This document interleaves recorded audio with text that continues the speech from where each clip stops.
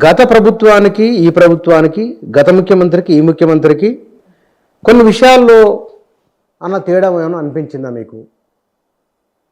ఎందుకంటే ఈయన పలానా విషయంలో మీరు ఆలోచించారంటే కనుక కొన్ని వెనక్కి తీసుకున్నారు. ఉదాహరణకు ఆదానితో 100 కోట్ల టక్కున మళ్ళీ వెనక్కి ఇచ్చేయటం. ఏది అదానికి? ఇప్పుడు లగచర్ల భూమి విషయంలో ఆయన పూర్వపు ఇచ్చిన స్టేట్ దాన్ని మళ్ళీ వెనక్కి తీసుకోవడం జరిగినాయి కదా. అట్లా తీసుకున్న ఏమన్నా మౌలికమైన తేడా ఏమన్నా ఉందా?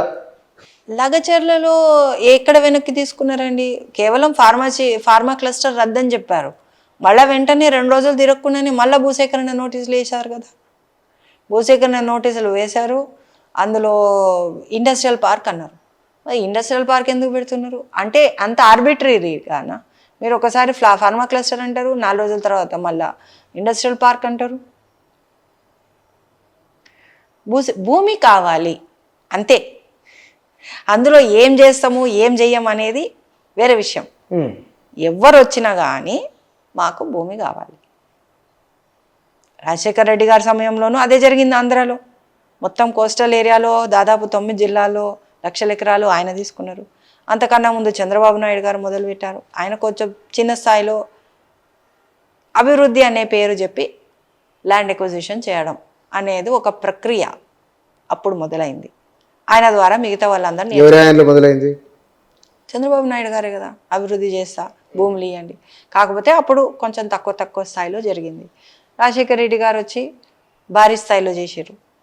ఎందుకంటే ఆ ఏరియాలో ఆ జిల్లాలన్నీ తిరిగినా నేను, మొత్తం 9 జిల్లాలు 2007, 2008 ఆ ప్రాంతంలో చూస్తే అది వికాసమా వినాశనమా అని ఒక డాక్యుమెంటరీ తీసిన. అది చూస్తే అంత విధ్వంసమే. మీకు ప్రకృతి పరంగా చూసినా ప్రజల పరంగా చూసినా మనం ప్రకృతితోటి దగ్గరగా ఉన్నప్పుడే ప్రజల వికాసం అనేది జరుగుతుంది.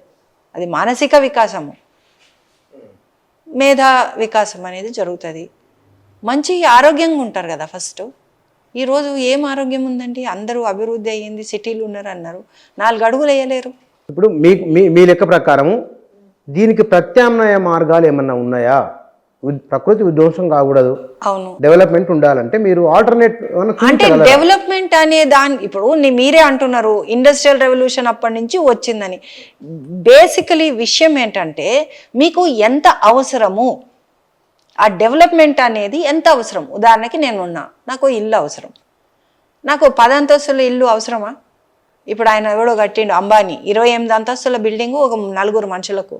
అది అభివృద్ధి అని మీరు అనొచ్చు, కానీ నిజంగా అది అవసరమా? దాన్ని ఈ ప్రకృతి తట్టుకోగలదా?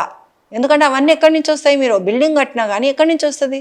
మీకు కంకర ఎక్కడి నుంచి వస్తుంది? గుట్టలు పోతాయి, ప్రతిదీ చిన్నది సింపుల్ విషయం.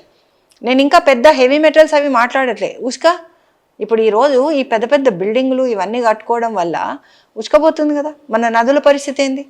మన గుట్టల పరిస్థితి ఏంది? మన అడవుల పరిస్థితి ఏంది?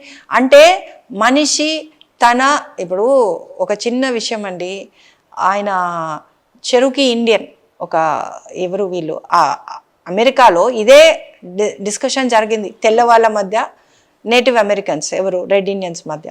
వాళ్ళని రెడ్ ఇండియన్స్ అంటాం కదా, నేటివ్ అమెరికన్స్. వాళ్ళు ఇదే అన్నారు, మీరు ఏంటి ఎంతవరకు తీసుకుపోతారు దీన్ని? లాస్ట్కు మనం పైసలు తినలేమనే విషయం గుర్తొస్తుంది మనుషులకు. ఇది మనము ఆలోచించాల్సింది ఏంటంటే, is consumerism development? That's a question. అసలు దీని మీద చాలా విస్తృతమైన చర్చ అనేది ఎవరు చేస్తలేరు. అసలు ఏ మానవుడైనా ఈరోజు మీరు ఉన్నారండి, మీరు అక్కడెక్కడి నుంచో వచ్చారు, ఒక బండి మీద వచ్చారు, ఇక్కడ దాకా వచ్చారు, మిమ్మల్ని మీరు ప్రశ్నించుకున్నారా మనం ఎటువైపు పోతున్నాము, మనది ఇది అభివృద్ధేనా? ఎంతవరకు దానికి ఏమైనా లిమిట్ ఉందా? Because we're living in a finite planet, right?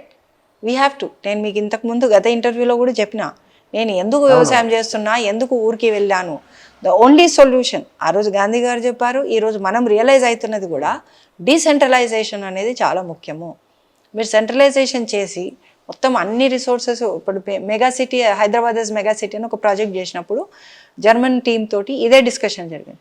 వాళ్ళు ఎంతసేపు అందరినీ తీసుకొచ్చి సిటీలో పెడితే బాగుంటుంది కదా అంటే, నేను అందరినీ తీసుకొచ్చి సిటీలో తీసుకువచ్చి మీరు ఎక్కడో కృష్ణాది 200 కిలోమీటర్ల నుంచి నీళ్ళేడ తీసుకొచ్చి మళ్ళీ ఇక్కడంతా ఈ డ్రైనేజ్ అంతా మళ్ళీ తీసుకుపోయి మూసీలో పడి, మళ్ళీ ఆ మూసీ నుంచి మళ్ళీ అది కృష్ణాలోకి పోయి what kind of development is this?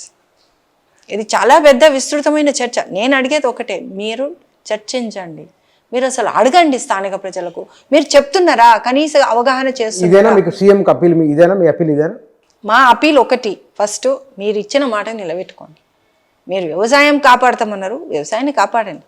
అడిగారా ఎవరైనా? మమ్మల్ని ఫ్యూచర్ సిటీ ఎవరో అడిగారు, వాళ్ళు ఒక గ్రామ 2-3 అడిగారు, కానీ మేము అడగకుండానే మీరు ఫ్యూచర్ సిటీ అన్నారు. కనీసం ఆ ఫ్యూచర్ సిటీ ఏంటి, ఆ బ్లూ ప్రింట్ ఏంటి, ఇది జరుగుతుందని ఏ ప్రభుత్వం కూడా ప్రజలతోటి చర్చించకుండానే ఏకపక్ష నిర్ణయాలు తీసుకుంటున్నారు.